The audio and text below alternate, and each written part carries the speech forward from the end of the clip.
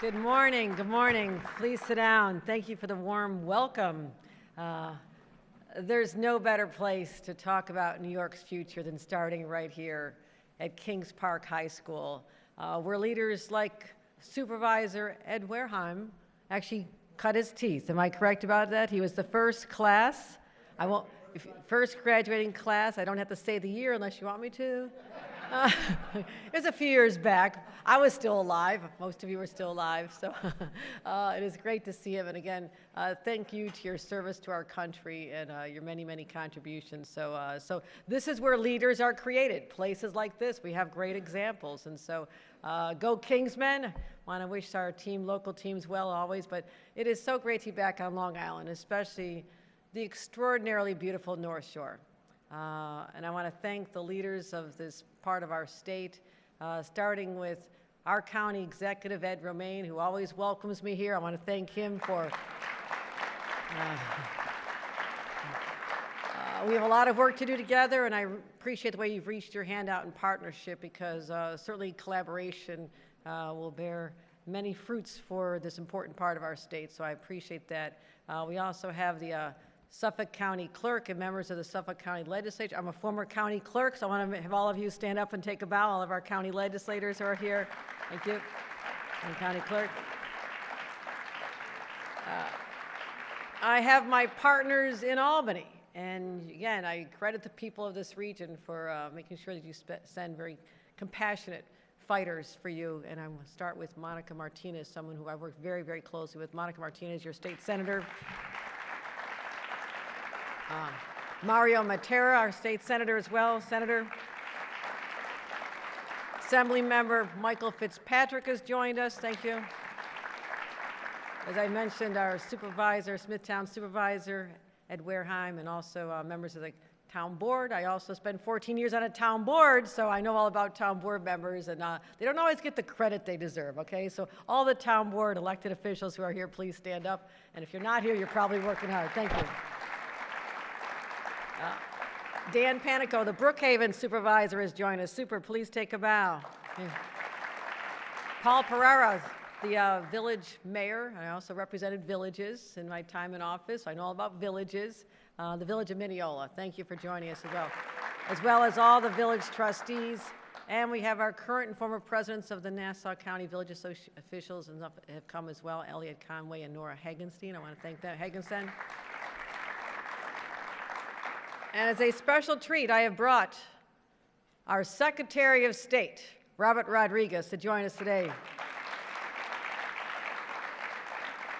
Now, as you know, the role of a Secretary of State is to be the top diplomat and to make sure that peace breaks out everywhere. So I've got him right here on Long Island so we can bring everybody together. So thank you, Mr. Secretary of State. And also, Kevin Law couldn't be here, but I know he, of course, is a resident, and he loves this community deeply, but he is responsible for Empire State Development, the arm that funds our businesses and truly our future, and he is chairing a meeting right now as chair of ESD, so he could not be here. But of course, I want to mention our hosts here today, Superintendent Tim Egan and high school principal Jennifer Martino. Thank you. Thank you. Well, as I said, it's great to be back on the island. I was just here a short time ago. I attended the Long Island Association State of the Region to highlight some of our priorities and to make sure that Long Island retains its charm, its beauty, and its independence. I was just in Hicksville and Westbury last month to showcase some of the progress we've made with the Downtown Revitalization Initiative. Our Secretary of State, who oversees that program, was there as well. We'll talk about the DRIs in a couple of minutes. And we've really accomplished a lot together. And sometimes you don't know it until you take a look at some of the numbers. And we truly are trending in the right direction. Since I took office, unemployment on Long Island has gone from 4.5% to 3.3%. That's the right direction it should be going. And we created over 45,000 good-paying jobs.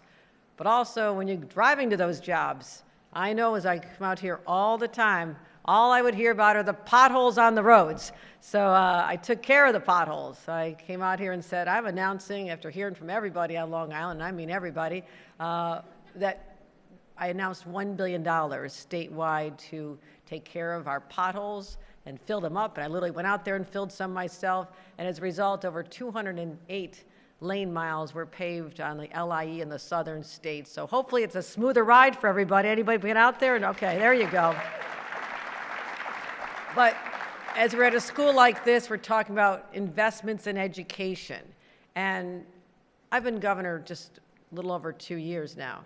And I knew that we had to make up for lost time and to continue to help our schools overcome the ravages of the pandemic and how disruptive that was for our teachers, our administrators, and most of all, our students. So we have, as governor, put a record $4 billion in education right here on Long Island. We'll talk about education in a couple minutes, but $4 billion in the 2 years. That is significant. And we said at the time, these are great numbers. Well, we're not always going to have numbers like these, but we want to make sure that for that short time when we had it, we can make that infusion of money to help make up for disinvestment in the past. And one of our crown jewels here, we have great educational institutions, SUNY Farmingdale. I see the president's represented here. John, it's great to see you. We have great community colleges throughout, but also we made sure that to draw a lot of attention to education here on Long Island, that we made Stony Brook a flagship. Now, no one had done that before. And what that does is it adds the extra prestige for federal grants and for more researchers to want to come here. And more students are paying attention. In fact, as a result of my move doing that just 2 years ago, we have seen enrollment is up, I think, about 20%. And that helps Farmingdale, and it helps the feeder schools. And so we are very, very excited about that and what that designation has done. And it is going to continue to be a premier center for research and higher education. So why are we focusing on Long Island so much? Well, because there's nothing like Long Island. It is a microcosm of the entire state. What we do here, the investments we make here, we can also talk about transporting to other parts of the state, because here, and I've been to many of them, you have wineries, small farms, charming rural areas. People don't know that about Long Island, but in the North Shore you do. But we got some suburbs, and I took note of the fact that I'm the first governor ever from the suburbs. I've represented suburbs, so I understand what suburbs are all about. We also have vibrant cities and communities and charming downtown. We have it all here. And we have the oldest history in the state practically, and we have the brightest future. So this is why we spend a lot of effort to make sure that Long Island knows that you may be geographically out a little bit in your remote area, but to me, you're not remote at all. You're very much top of mind. And so I knew when I finished my executive budget just this week, after a lot of effort with an incredible team, I knew I wanted to come to Long Island first for my first rollout of the state. So as you saw, we presented a $233 billion spending plan. And affordability has been an important focus, because that's another issue I hear about on Long Island, is things are so expensive. And people are worried about how they're going to continue to care for their families. And so what we did was, just like the families have to do, put forward a balanced budget, do what you can afford, live within your means, without any additional burdens. Now, the focus of this is to help everyday New Yorkers. Part of that is also making sure people feel safe. I know, as a parent, the anxiety that you have when your kids go off to school, or they go over to their friend's house and go walk around downtown. Are they going to be okay? That's always constantly top of mind. And so you get anxious when you see crimes going up. And we took this on seriously. We knew that people needed to feel safe, families need to feel safe. And even now, there's issues like retail theft. People are stealing with abandon, going into our little gas stations and the convenience stores and our downtowns and just swiping things off the shelves. I know what that feels like, because our little businesses work so hard. My mom wanted to start a flower shop in our little village. My mom didn't know anything about flowers, other than she liked them, they're beautiful, and she didn't know anything about retail, she didn't know anything about business, but she had the heart to go forth and do what all small business owners do, and take that risk and be willing to go out there and work long, long hours. And you sit there, and I used to go help her on Sunday afternoons, and you sit there and you pray that that little bell rings, that someone's going to come in so you can make a little money that day. Doesn't always happen. So when we see people going into businesses and showing that they're so callous, that they're just willing to just steal their merchandise and sometimes even hurt the shop owners, we have to do something.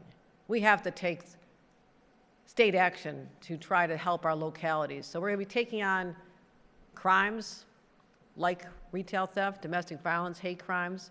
And we're going to rebuild our mental health system after years of underinvestment. And we're going to keep our kids safe, not just in school, but online as well.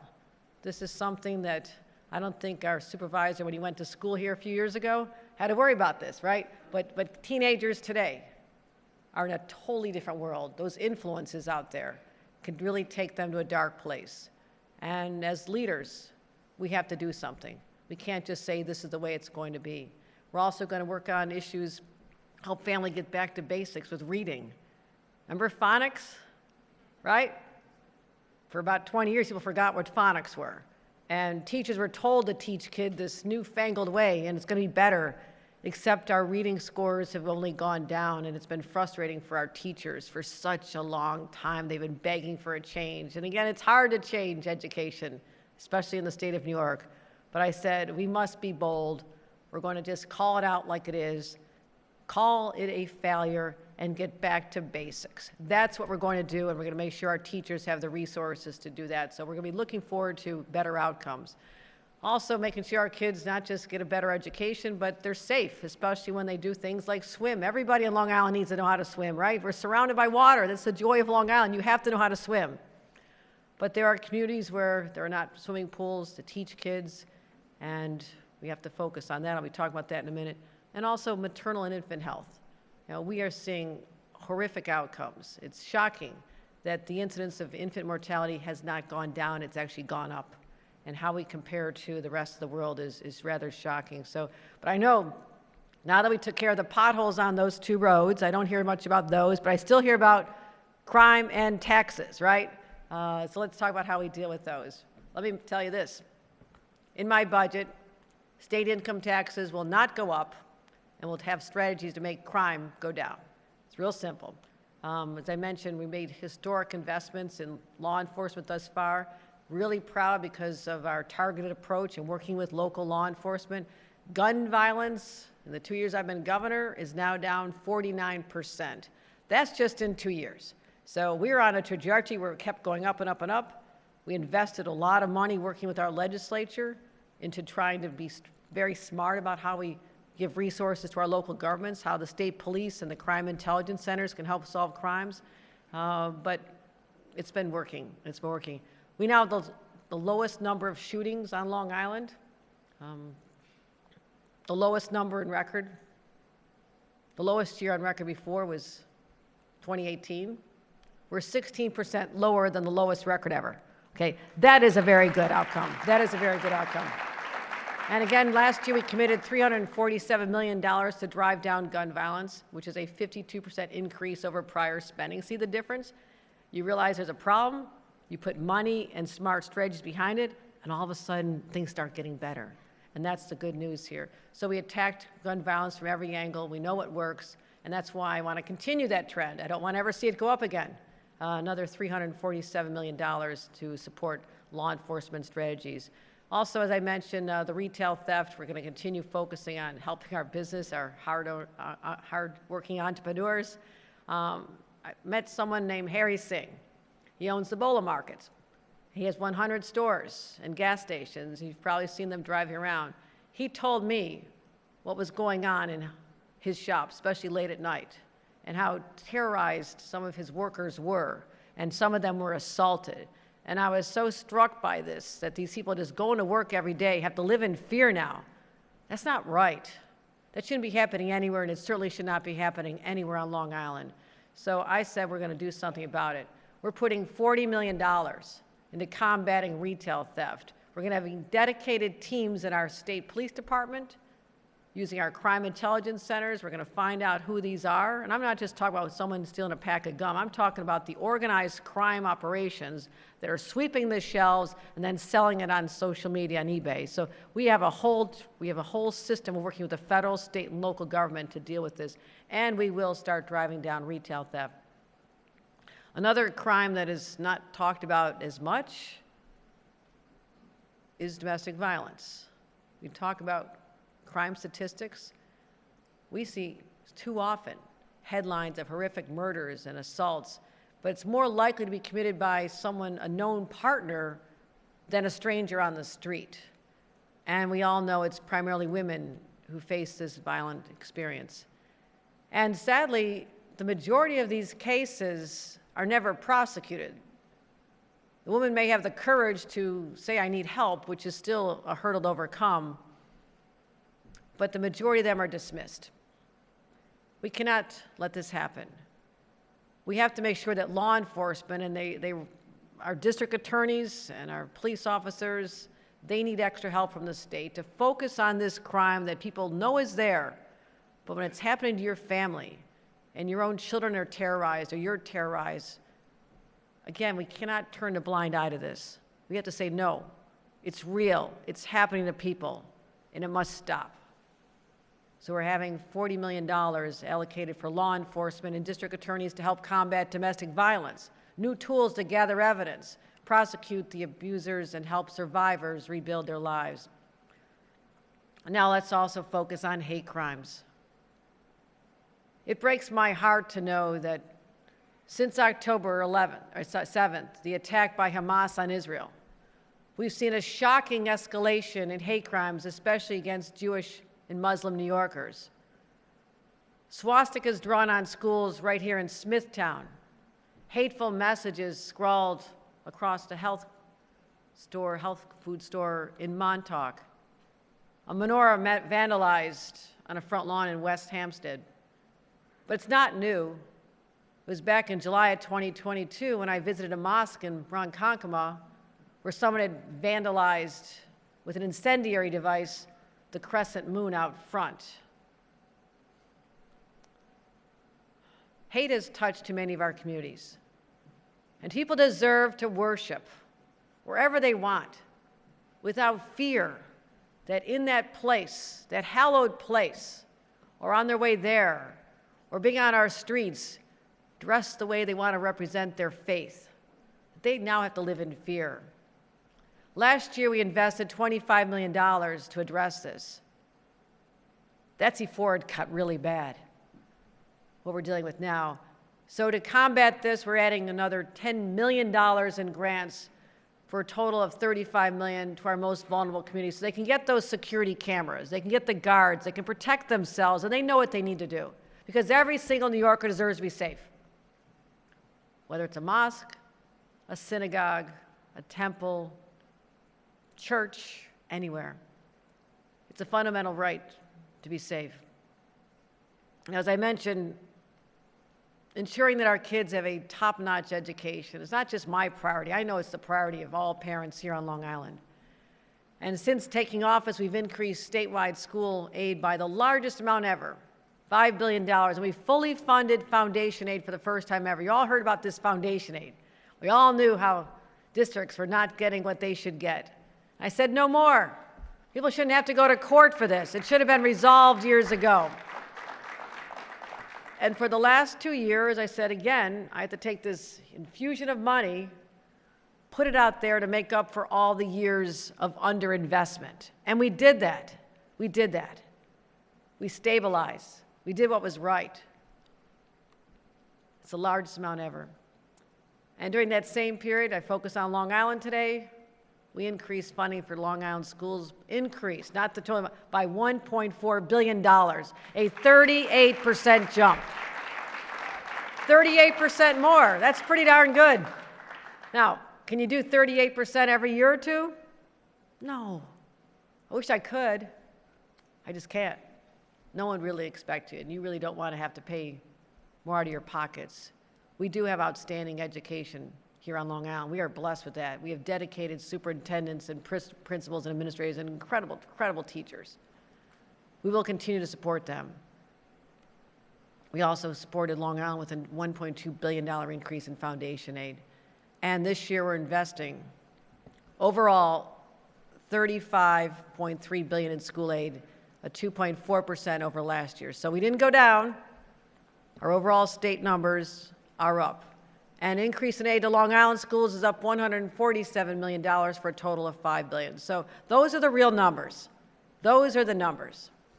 Love to have them more for everybody. Let's see how the next couple years go. But I think that's pretty darn good, given what we had to do over the last couple of years. Children's mental health. I remember sitting with a school psychologist, and she was in an elementary school. I said, well, what percent of the students are you seeing are still affected by COVID or having mental health challenges?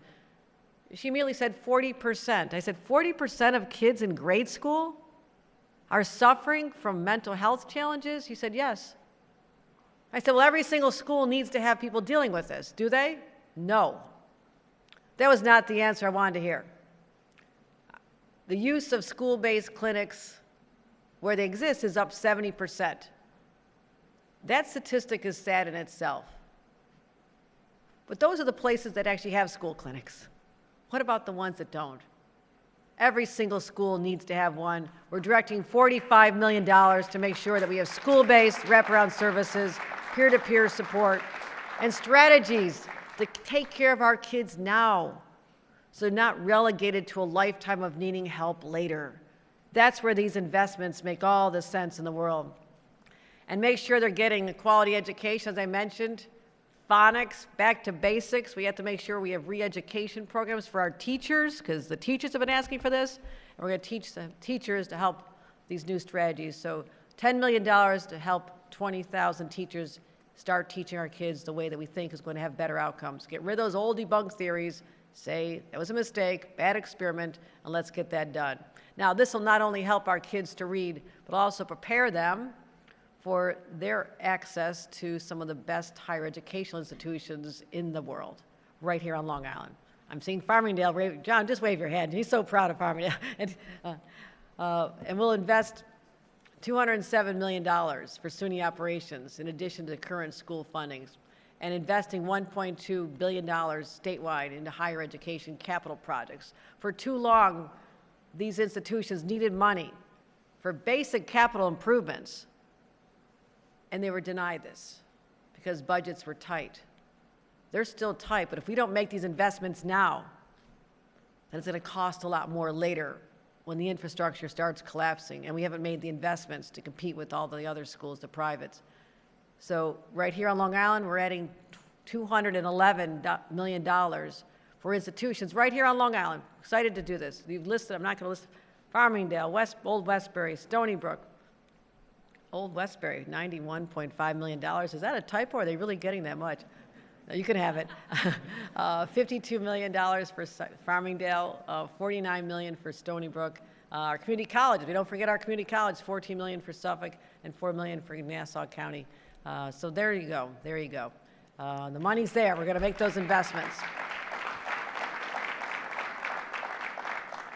What else do Long Islanders talk about? The weather, extreme weather. You don't just do modest weather. Long Island does extreme weather very well. And I know you want to focus, and we are focused on combating climate change. It's very much top of mind. Just look no further than this last week, what happened at Fire Island or Overlook Beach. They took a beating, back-to-back storms, washing away some of the most magnificent beaches in the world. Some of the worst flooding since Superstorm Sandy. That was supposed to be once in a 100-year event. Barriers were breached, dunes disappeared, and basements were filling with water, and our little downtown businesses were smacked. It's becoming a relentless cycle. It's kind of like an unwelcome Groundhog Day, where every storm just keeps echoing the past. We talk about these 100-year storms. Aren't they supposed to come every 100 years? I was at 100-year storms, flooding storms upstate that happened every other year. I don't think we should call them 100-year events anymore. I mean, they're literally becoming the norm. And that's the challenge for us. We even had a 1,000-year event, flooding event in the Hudson Valley this past summer. First of all, I said, who was keeping track 1,000 years ago? How do you know this? But they assured me that it was a 1,000-year event. So that's what we're dealing with. And shame on us if we don't lean hard into this and figure out whatever we can do to protect the people of Long Island and our beautiful beaches and our shorelines. We've got to build resiliency. There's a lot of ways to go at it. We know the benefits of having more trees for once. We know they protect against flooding, the roots. Take Pine Barrens, for example. We need more places like Pine Barrens on Long Island. That's why I'm investing $47 million to plant more than 25 million more trees by the state. Let's get it all done by 2033. So when you leave here today, take some seedlings, right? Because we're all going to have a lot of work to do to plant 25 million by 2033, but we'll get it done. We're also putting our $4.2 billion Clean Water, Clean Air, Green Jobs, Environmental Bond Act money to work. And thank you, everybody. Thank you, voters, for making sure we got that over the finish line. But really putting a special focus on homeowners hit by coastal flooding. You know, Long Islanders bought their homes or built their homes 30 years ago and got their mortgages. They had no idea that not that far into the future, this persistent flooding and extreme storms would be the norm. So we're investing $435 million into resiliency projects, including $250 million to create a voluntary buyout program. Some people may just say, I can't take it anymore. I have to move to higher ground and help families move out of harm's way. And then we'll transform those areas into resilient habitats, natural habitats to be barriers for the other communities. As I mentioned the beaches many times, even though probably not a lot of people going there now, but we are known for the beaches here and just the most beautiful places from the North Shore to the South Shore. So we are focused on making sure that all these beaches are maintained, and one of our prides and joy is certainly State Park Jones Beach, which welcomes nearly 6 million visitors a year. That's extraordinary. So we're investing $100 million into revitalizing the bathhouse so people have a nice place to change and recreate at the end of the day. So that's investments coming for Jones Beach. And also, as we think about beaches, what happened last year? One of our hottest years on record, right? People wanted to go to the beach. Why were they closed? Didn't have lifeguards. Not enough lifeguards. Who would have thought? Everybody wanted to be a lifeguard when I was growing up. Is that how it was for you, Supervisor? Even back in the 60s, huh? 60s. I had to get that in there. Lifeguards, we don't have enough of them.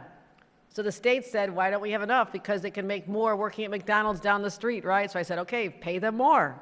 Pay them more. Supply and demand, we'll get more if we pay them more. But unfortunately, we've seen a high number of drownings, record high in recent years, and this is not sustainable. We've had to suspend last year swimming on 8 beaches because lifeguards were back to school, and we have to get more lifeguards. So we're going to make sure that we can play a role.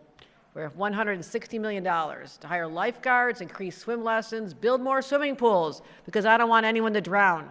I want people to be safe at the beaches. I want to make sure people know when they come here, there's going to be a lifeguard that can make sure their children get home at the end of the day. So that's an investment we're doing as well. And also, I had fun announcing this last year. We're going to keep it up. $1 million to help communities along Long Island buy and fly drones. Why? To spot the sharks. I actually went out there and launched drones to make sure it worked. It worked. I saw a lot of sharks. I didn't go swimming that day. But other days are great, I'm sure. But so those are the kind of investments we're making, you know, just everywhere we can think of to just improve the quality of life here on Long Island and enhance it. But also, part of a quality of life is making sure you can get to your jobs easily, on time, making sure our infrastructure is strong and supports future growth.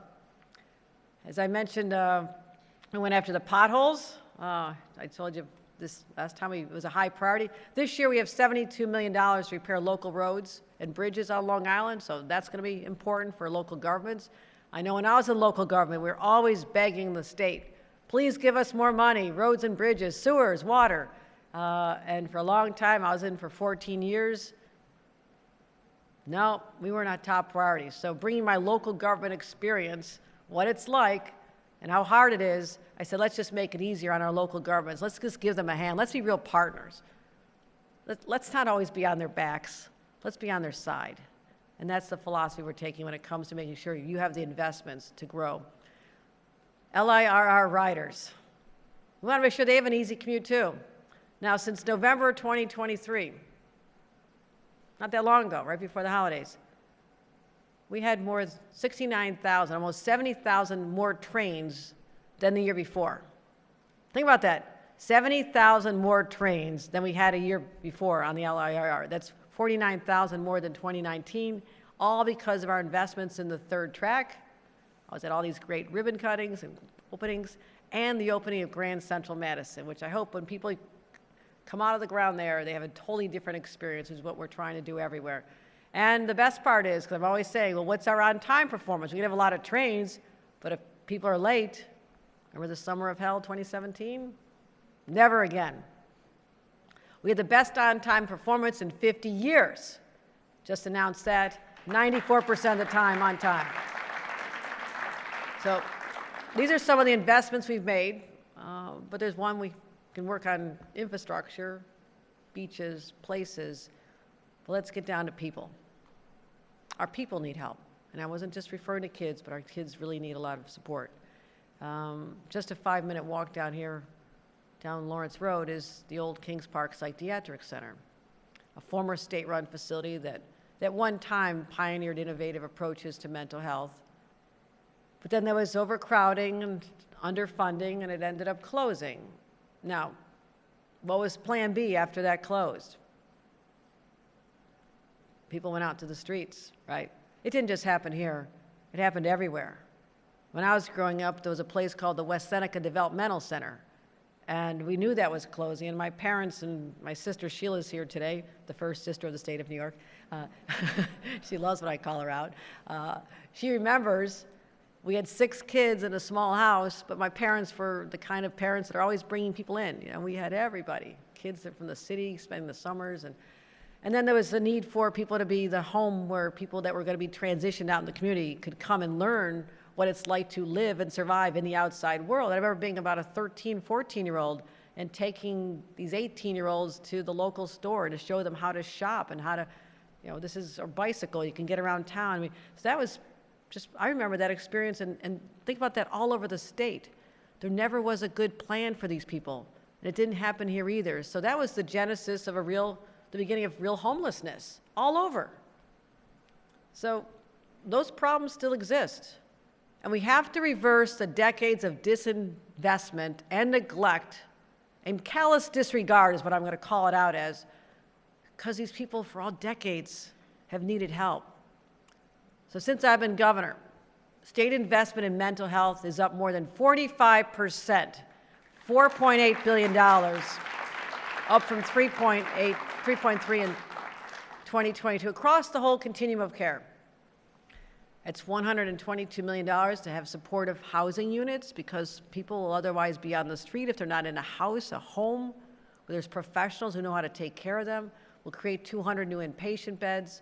But also, there's a group of people that we know are tough. They're strong. They show up in the worst of times. They see the worst of humanity. I'm talking about our first responders. And they're also suffering in a quiet way. Their experiences on the job expose them to horrific circumstances, and now we know that suicide rates among law enforcement are 60% higher than the rest of the population. It takes its toll, but they don't talk about it because there's not a culture, there's stigma associated with this. But they're human beings who are exposed to some of the most horrific circumstances, and they're not able to get the help because it might affect their ability to stay on their job, right? That's an issue. And it shows in their minds weakness when, in fact, it shows strength to get help. The whole society should know this and understand this, but I want to focus also on law enforcement. Tommy Shevlin from the Nassau County PBA spoke to me about this. Tommy, if you're here, stand up. All right, Tommy's probably solving a crime somewhere. But I want to thank him. I want to thank Tommy for the conversation we had together, for shining a spotlight and being a champion for this. And as a result of that conversation and understanding that this is real, I allocated $13 million to tackle this very issue in our budget. So let's go out there and show our law enforcement, the men and women out there on the front lines, that we support them. We want them to be strong and healthy as well. So that's a commitment I'm making with our budget this year. And the opioid crisis, which just doesn't seem to be breaking. The fever's not breaking. It hit Long Island really hard. Stony Brook research shows that Long Island experienced the highest number of opioid-related deaths than anywhere else in the state. That's not the image people have of Long Island, but it's real.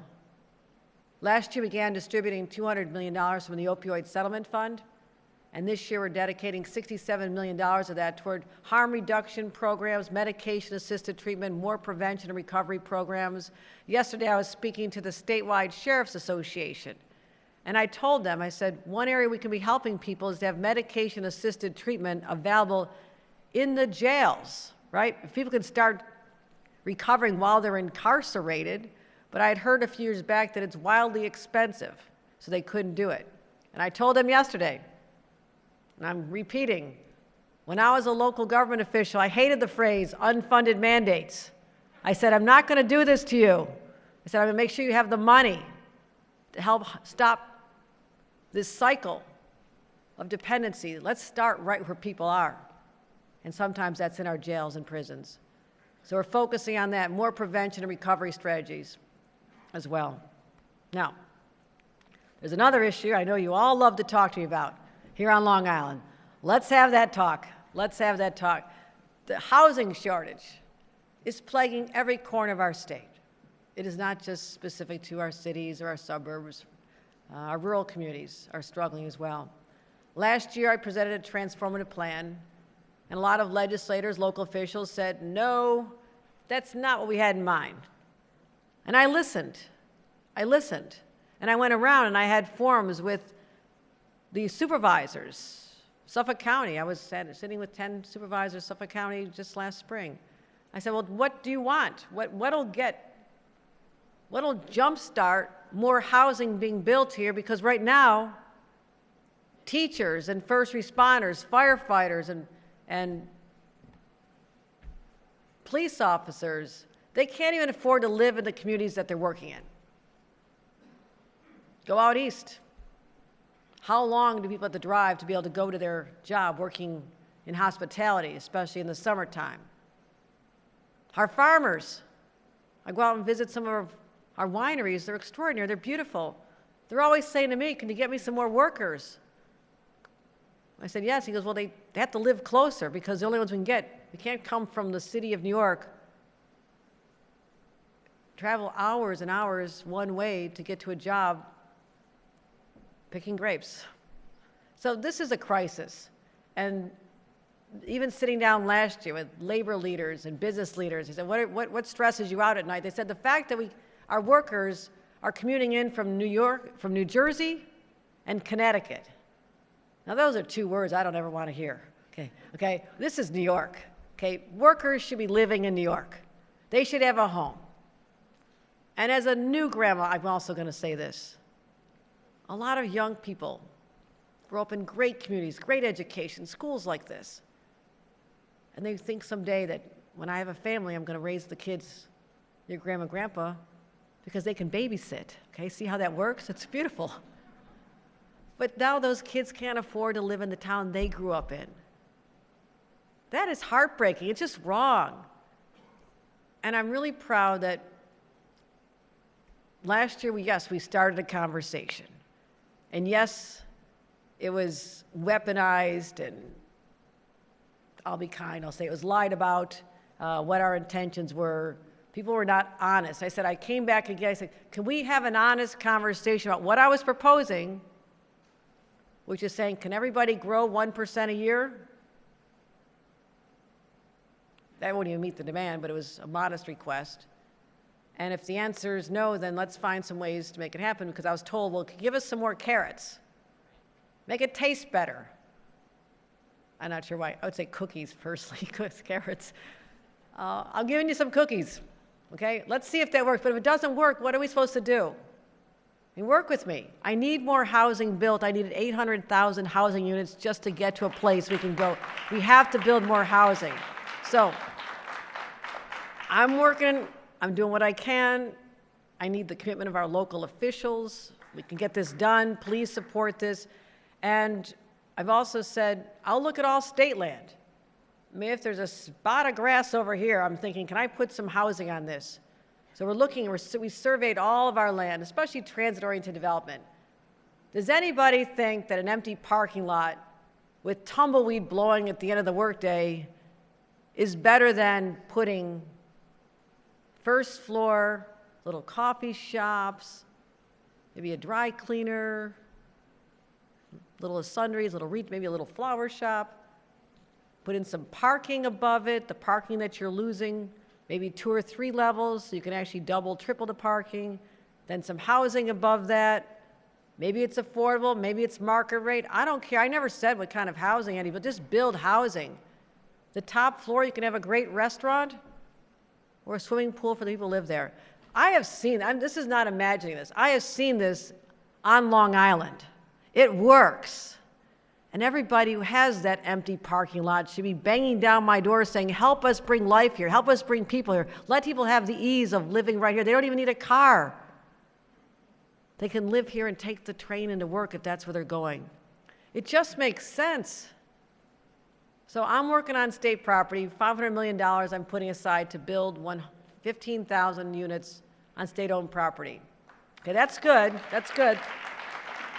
It won't get us to the finish line, but it's better than sitting here with, twiddling our fingers saying, oh, whoa, it can't happen, because I will never be that person.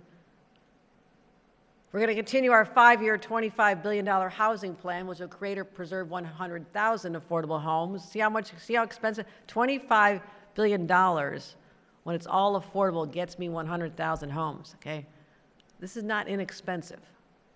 And we came up with a new idea. We'll have pro-housing communities certify that they support growth targets, which are not high, but they'll support them. Get your legislature or your town board to pass it, and have that be the requirement to access over $650 million in discretionary funds, like our Downtown Revitalization Initiative and the Long Island Investment Fund. So have some skin in the game. Show me that you're willing to grow, and then that money will be unleashed for you. Does that sound like a good enough carrot for all of you? 'Cause I think that can work. That can work. And communities want local control, and I'm putting the ball back in your court. Show me. Show me that we can do this, because that was last year. The conversation started. People said, the New York Times said I'm the first governor since Rockefeller to talk about building housing, because everybody thought it was too politically, it was a hot wire, right? And I'm never afraid of that, because I'm really proud that this year everybody's talking about housing. We made that leap. And now here's some common sense solutions. And I'll listen to all yours if you have more. And I know sewers are important. I did land use as a town board member, planning board, traffic safety board, our IDA. I know how to get the deals done. I did them for 14 years. I know at the bottom, the foundation, literally the foundation, you need sewers to grow. I get that. That's why we're here to help as well. So that's how we're going to do. And I'm really pleased to see that a number of communities on Long Island have already expressed interest, because the $650 million made their ears perk up. Brookhaven, Greenport, Hempstead, Mineola, Patchogue, Port Washington North, Smithtown, they've all applied. So these are the communities that have already said, yes, we're in, Governor, we want to do this. We want to unleash that money, but we're also going to unleash the potential to build more housing, because our people are begging for it. And there's a news story in Newsday yesterday about the homes on Long Island. Anybody catch that? The median price for a home in Suffolk County increased in 1 year almost 10%, $600,000. Median price in Nassau increased almost 8% over last year to $725,000. How does that work for a teacher? How does that work for a police officer? A young person out of college who wants to come back home and work at our great tech jobs, work at the university. How does that work? They're not going to be able to have a home? That was always the badger of success, right? I mean, the first suburbs in the country started here on Long Island. People came after World War II. They built their lives here. They built great schools, they great institutions. And the dream was always to be able to own a home. And now people can't even get apartments. So I say we act now. And I feel there's a commitment in this room, and I feel there's a commitment on Long Island. And I don't want to hear the voices try to overpower those who know that this has to happen or else we will stagnate. Places around us, other metropolitan areas, Philadelphia, Boston, Washington, Newark, they're all growing population because there's homes. That's the difference. So this executive budget I've gone through is a reflection of our values, not just mine, but our values, and a commitment to the hardworking people of Long Island and our state. And I'm really proud of it. And I want to keep making Long Island more successful, more prosperous, more desirable, and ultimately more livable. And I mentioned before I wrap it all up, because I know you've been a very patient audience here, but there's so much to talk about. There's so much to talk about. So many good things are happening. I mentioned the DRIs, Downtown Revitalization Initiatives. I love this program because I go back to my days representing small village. And if someone had told us that if we applied and had a vision that was created by our local residents, that the state would fund it to the tune of $10 million for the DRI, I would have thought I died and went to heaven. I said, that never happens. If you get $10 million from the state, it's usually over about 20 years. Oh, here's a little bit here, a little bit here. You never get that critical mass of transformation. You never can come back and say, 3 years later, this downtown is different. And I'm going to tell you right now, I've seen it all over the state. It's not just the physical structure, the charm of the downtown buildings and bringing more housing and making apartments on empty lots and connections to waterfronts and signage and trails. There's so many things you can do, but it's not just the physical. It's the psychology that changes. People that have been down on their communities, who don't feel they have the luster that they should have, and when they were kids, they looked, the good old days. When those transformations happen, people's minds start to change. They, no, this is a community that's got value. It matters. And there's civic pride that's extraordinary, especially those who work so hard and all the long days and nights and hours to put together the application and looking at what others have been doing. And some takes a few years to get it, but you don't give up. That's why I love this program. That's why our Secretary of State loves this program.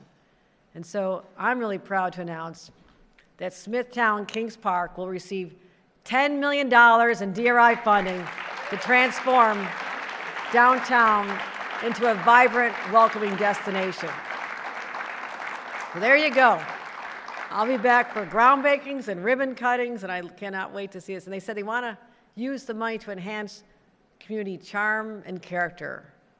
Who could be against that? Charm and character. It has a lot, but it's going to be even more extraordinary. And they want to attract new businesses and visitors and stimulate the local economy. And I want to, again, congratulate Supervisor Wareheim. It takes a lot of work. And to your committee, I'm sure they're all here. Can everybody stand up who was involved in this application process? Thank you, thank you, thank you, thank you. Come on, stand up. I know you're out there. I know you're out there. Yeah, one person does not do this. Thank you, thank you. I look forward to coming out and seeing the realization of not my vision, not Albany's vision, but your vision. That's the beauty of this program. Now, what I also said was the DRI program is great because $10 million, you have to show you want to spend it. Some of our smaller communities felt they're getting overlooked because my town is just a couple of little intersections. But I want to change it, though. I want to make it better. And I listened. I spent a lot of time in small communities. And they said, if you could have a smaller version of this, more of us could apply. And I said, yes, that makes sense. Let's do that. So I want to focus on our smaller communities. And today, our program called New York Forward, I'm announcing 2 winners. Brookhaven-North Bellport and the Village of Mineola will each receive $4.5 million in state funding. Congratulations, congratulations.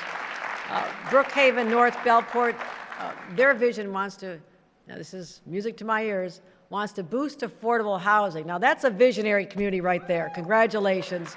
They want to increase grocery stores and restaurant options and have better transportation options. So they all sat down and said, what do we need to be better? And we're going to fund that plan. And congratulations to Town Supervisor Dan Panico. Thank you. Stand up and take a bow for your, there you go. Now, the village of Mineola, also, I'm going to announce, I don't know if I'm allowed to announce this yet, but our next pro-housing community, congratulations. They're going to reinvent themselves as a destination by upgrading the storefronts and upgrading downtown lighting and developing green space. All these independently don't sound like, what's that really going to do? Collectively, it's a transformation. It really is, and I cannot wait to see that in person. So I want to congratulate Mayor Paul Perella. I want to thank him for his hard work. You and your teams. So I'm excited to see what's in store for these great communities. And again, it is always a pleasure to come. I love how people of Long Island, they care so deeply. They care, they show up, they participate. And that makes a difference. It gets my attention as well. That's why I come so often, because there's so many great announcements and so many things to showcase. But when you have problems and challenges, we're also there to help as well. And that's why I talked about the areas. I'm not afraid to talk about the areas we have to tackle. But I know, with the optimism and confidence of people in this room and across Long Island, that we will achieve better days, not just for Long Island, but the entire state of New York. So thank you, everybody, for your participation. Congratulations to our winners. And let's get some checks out to everybody. Thank you. Thank you. Thank you.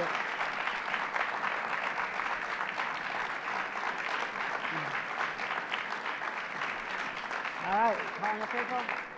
Anybody from Brookhaven want to get a check? Let's do $4.5 million right here. County executive? County executive as well? Okay. All right. It's your check. Just step down the supervisor. Okay. So, There you go. great. You did a lot This of is work. so great for this community. You have no idea. Let's take a little bit lower.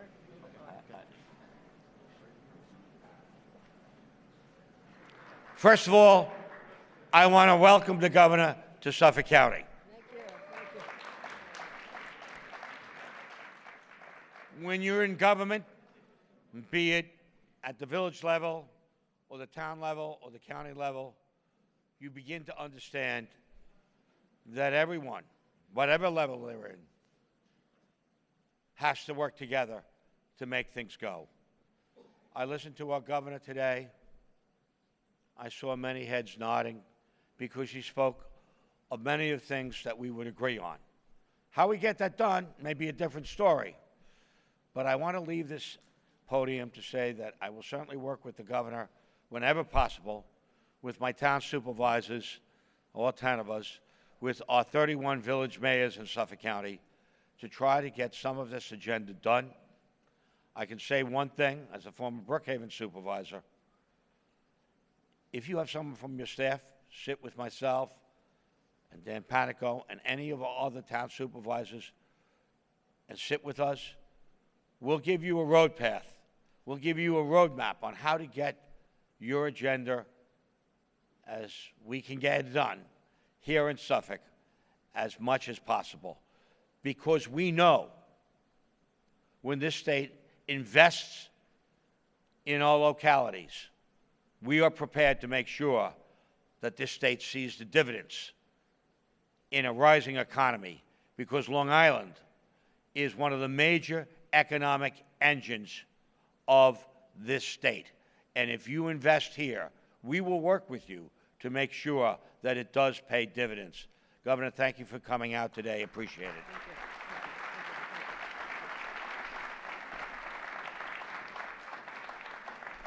I'd like to call our supervisor from the town of Smithtown, whom I'm sure will echo much of what I said.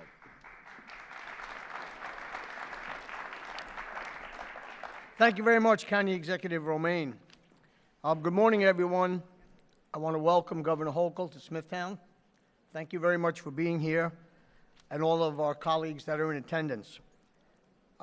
We did a little fact-checking, and we found out that there's only been 3 governors that visited Kings Park. 1928, Governor Alfred Smith dedicated a Veterans Hospital unit at the Kings Park Psych Center. In 2000, Governor George Pataki established the Nessequag River State Park, preserving the land around the hospital grounds. And right here today, the name Kings Park was born because of the state, and we're here today with the 3rd governor to ever visit the hamlet of Kings Park as the state constitutes its commitment to the community with New York Governor Kathy Hochul delivering the funds to revitalize our quaint downtown. So I say the third time is a charm. Governor, thank you so much. This is a tremendous opportunity for the Kings Park community and Smithtown at large.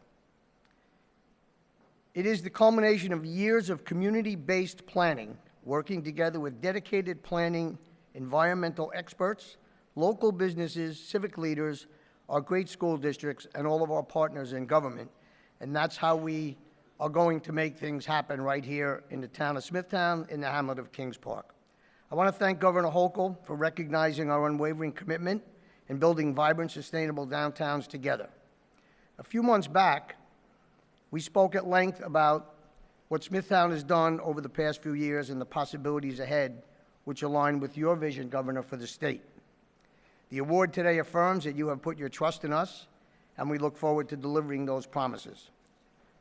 Thank you very much for trusting us. We can assure you every single penny that you send here will be well spent.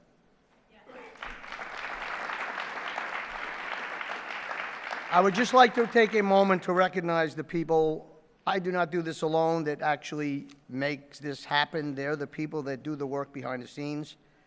Our planning director, Peter Hans, is here today. Peter, thank you. Principal planner and actually the architect behind the details that goes into this work, Allison Murray. Our grant writer, Chris Kempner. Our grant committee manager, Eileen Tropia, is here with us. We also have Kings Park's second favorite son, Tony Tanzi, because I would like to be known as the first son of Kings Park. But Tony, thank you for all your efforts as well. I want to thank our councilmen that are here. We have Councilwoman Lisa Inzarella here. Thank you, Councilwoman. Councilwoman Lynn Nowick is not with us, but I would like to also thank the chair of the Land Use Departments, Councilman Tom McCarthy. And I would like to call out and thank the chair of the grant committee, who does a great job, Councilman Thomas Lohman. Tom. So we're excited to go to work. We are ready to go to work. Governor, thank you so much. You are always welcome here in Smithtown, and I will reiterate, go Bills.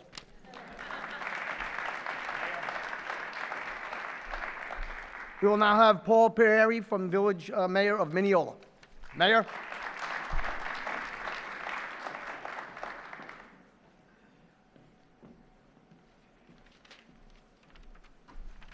Good morning. I am Paul Pereira, the proud mayor, and today the ecstatic mayor of the Village of Mineola. Governor, if you will permit me, I'm going to go off script here for a second, because when I'm not doing my 80-hour-a-week part-time job as the mayor of the 12th largest village in the state of New York, I'm a full-time teacher at Mineola High School, completing my 31st year. So I have to say that thank you. That I know firsthand what you said and what resonated with me today about your remarks is the mental health component in education. I'm glad that you're investing in that, because we really are at a crisis mode. So I know that that's not what my remarks are supposed to be, but I got into politics later in life. My true passion is education, and I have seen how much students have suffered and how much we as school districts have suffered to be able to provide them with the support that they need. So absolutely, you hit the nail on the head with that, and I'm looking forward to seeing an improvement in that area. So thank you very much for that.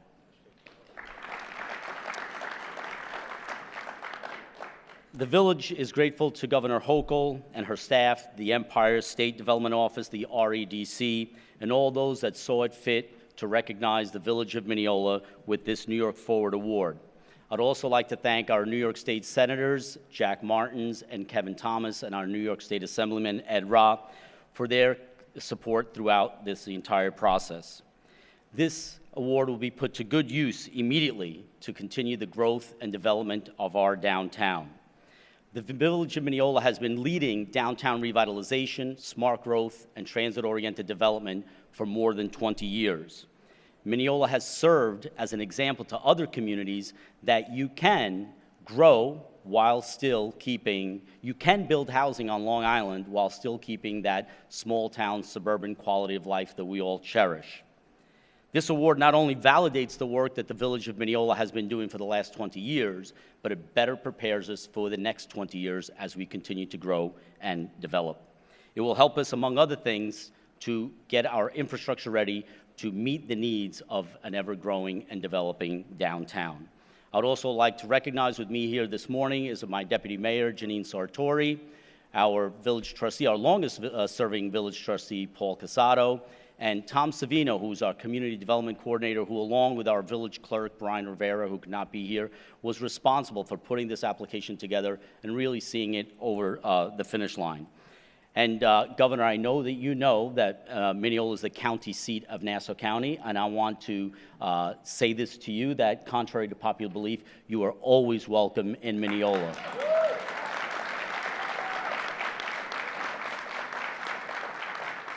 Again, thank you for the faith that you put in the Village of Mineola. We know exactly what to do with this money because we've been doing it for 20 years, and we hope, and I invite you to come to the Village of Mineola to see all the great things that have been going on and to work together with us to develop our common future as we go forward. So thank you so much. Have a great day, everyone.